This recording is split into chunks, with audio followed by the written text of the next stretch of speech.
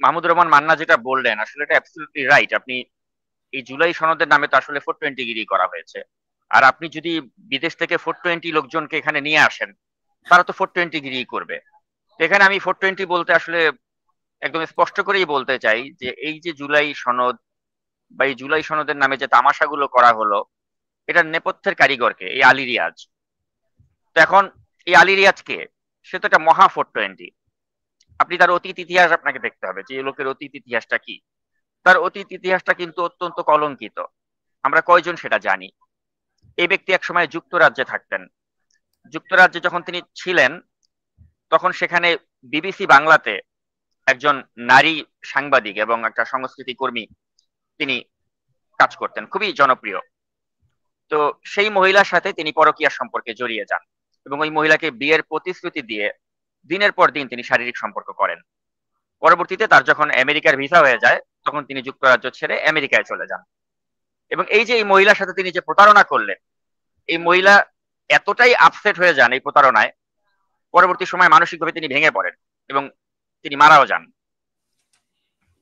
আপনি এই যে ঘটনাটা আমি বললাম, আপনি লন্ডনে বা বিবিসি বাংলায় যারা কাজ করে তাদেরকে জিজ্ঞেস করেন, তারা প্রত্যেকেই এই কথা বলবে যে হ্যাঁ, আলী রিয়াজ সাহেব তো এই কাজটা করেছেন। যুক্তরাজ্যে যারা থাকেন তারা জানেন এই কাজটা, তার এই ঘটনার কথা তারা জানেন। তো ওখানে থাকা অবস্থায় আবার তিনি অনেক বাঙালি প্রবাসীদের কাছ থেকে তিনি টাকা পয়সা ধারও নিয়েছিলেন। যখন তিনি আমেরিকায় চলে গেলেন, তাদের কারো ধারের টাকা তিনি শোধ করেন নাই। তার অসংখ্য পাওনাদার রয়েছে, তাদের টাকা মেরে দিয়ে তিনি চলে গেছেন। আমেরিকায় তিনি যখন চলে গেলেন, সেখান থেকে প্রায় তিনি বাংলাদেশে যাতায়াত করতেন। বাংলাদেশে যাতায়াত করতে গিয়েও কিন্তু তিনি তার এক ছাত্রীর সাথে যৌন সম্পর্ক স্থাপন করার চেষ্টা করেছিলেন এবং ওই ছাত্রীও কিন্তু তাকে নিয়ে ফেসবুকে পোস্ট করেছে। ওটা নিয়েও কিন্তু জাতীয় গণমাধ্যমে সংবাদ হয়েছে। তো যেই ব্যক্তির মোরাল ক্যারেক্টার এত খারাপ, সেই ধরনের একজন বিতর্কিত ব্যক্তিকে আপনি এই আমাদের রাজনীতিবিদ যারা রয়েছেন তাদেরকে আপনি ডাক দিয়ে তার সাথে ঐক্যমত্য কমিশনের নামে একটা ঐক্যমত্য তৈরির চেষ্টা করলেন। 5 স্টার হোটেল থেকে খাবার আনলেন জনগণের টাকা খরচ করে, এবং এই দিনের পর দিন মাসের পর মাস, যেটা মাহমুদুর রহমান মান্না বলছিলেন যে 5 মাস ধরে একটা এরকম যে একটা মঞ্চস্থ করা হলো, 8 মাস। কি হলো? তো এই যে এত দীর্ঘ সময় ধরে একটা নাটক করলেন আপনি, এটার আউটকামটা কি? আউটকামটা হচ্ছে একটা অশ্বডিম্ব। এই লোক এই জুলাই সনদ প্রণয়নের নাম করে এই যে মাসের পর মাস সময়গুলো নষ্ট করলো, এই সময় তিনি আবার দিলরুবা নামে এক মহিলার সাথে পরকীয়া সম্পর্কে জড়িয়ে গেলেন। যে দিলরুবা হচ্ছে আবার আওয়ামী লীগের দোসর, একদম চিহ্নিত আওয়ামী লীগের দোসর এই দিলরুবা নামের মহিলাটা। তাকে নিয়ে তিনি বিভিন্ন রিসোর্টে গেলেন, নানা সময় বিভিন্ন রিসোর্টে এই মহিলার সাথে তাকে দেখা গেল। তো এটা হচ্ছে কি, আসলে ডক্টর ইউনূস একটা ভ্যাকেশন করলেন যে বিভিন্ন প্রবাসী ব্যক্তিবর্গ বা যারা আমেরিকার নাগরিকত্ব নিয়েছে বা বিভিন্ন দেশের নাগরিকত্ব নিয়েছে, নেদারল্যান্ডের নাগরিকত্ব নিয়েছে, এই ধরনের ব্যক্তিগুলোকে বাংলাদেশে এনে একটা পিকনিক পার্টি করতে দিলেন যে তোমার এখানে পিকনিক হচ্ছে, আসো। পিকনিকের নাম করে, ঐক্যমত্য কমিশনের নাম করে কিছু টাউটারি বাটপারি করা হবে এবং এটার নামে কিছু জনগণের ট্যাক্সের টাকা অপচয় করা হবে। আর আমাদের দেশের রাজনীতিবিদ যারা আমাদের দেশের ভবিষ্যতে মানে জনগণের ভাগ্য উন্নয়নে কাজ করবেন, তাদের সাথে তামাশা করলেন। আর রাজনীতিবিদদের সম্পর্কে আমি কি বলবো, মির্জা ফখরুল ইসলাম আলমগীর তার মতো একজন এত পোর খাওয়া রাজনীতিবিদ, তিনি যখন ভুলবশত বলে ফেলেন যে ডক্টর ইউনূসের মাঝে তিনি শহীদ প্রেসিডেন্ট জিয়াউর রহমানের প্রতিচ্ছবি দেখতে পারেন, তার মানে কি হচ্ছে যে আপনি ডক্টর ইউনূসের এই ধরনের অপকর্মগুলোকে আপনি ভ্যালিডিটি দিয়ে দিলেন যে ডক্টর ইউনূস তার মানে আলী রিয়াজকে বসায় খুব ভালো একটা কাজ করছে। তো এখন আলী রিয়াজের মতো লোক যখন এরকম একটা অশ্বডিম্ব প্রসব করে, এখন আপনি তখন কোন নৈতিক ক্ষমতায় বলবেন যে এটাকে আমরা মানছি না বা এটা আমাদের সাথে প্রতারণা?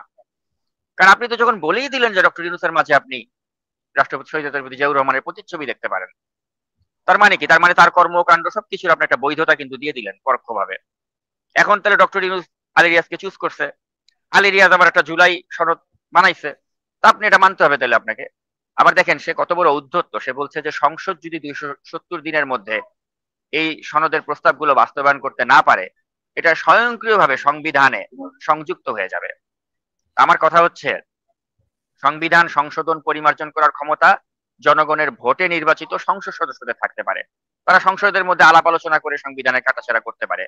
একটা আমেরিকান নাগরিক আলী রিয়াজ, সে এসে কি একটা এই কমিশনের মাধ্যমে কিছু প্রণয়ন করলো, ওইটা অটোমেটিক আমাদের সংবিধানে সংযুক্ত হয়ে যাবে। সংসদ সদস্যদের আপত্তি থাকুক বা না থাকুক, অটোমেটিক ওটা 270 দিনের মধ্যে হয়ে যাবে। What is this? তাকে এই পাওয়ারটা কে দিল? আজকে যদি একটা ভোটাভুটি করেন আপনি, নির্বাচনে যদি আলী রিয়াজের মতো লোক দাঁড়ায়, তো জামানত বাজেয়াপ্ত হবে। যেসব লোকের কখনো নির্বাচিত হয়ে আসার কোনো সুযোগ নেই, আপনি তাদেরকে যখন এরকম একটা ক্ষমতা দিয়ে দেন, এটা তো জনগণের সাথে একটা প্রতারণা। আর এই প্রতারণাটা আলী রিয়াজের রক্তের মধ্যে রয়েছে। সে তার যতগুলো গার্লফ্রেন্ড ছিল, প্রত্যেকটা গার্লফ্রেন্ডের সাথে ধোঁকাবাজি প্রতারণা করেছে। এখন আমাদের দেশের রাজনীতিবিদদের সাথে সে প্রতারণার অংশ হিসেবে এই জুলাই সনদের নামে একটা প্রতারণা করলো।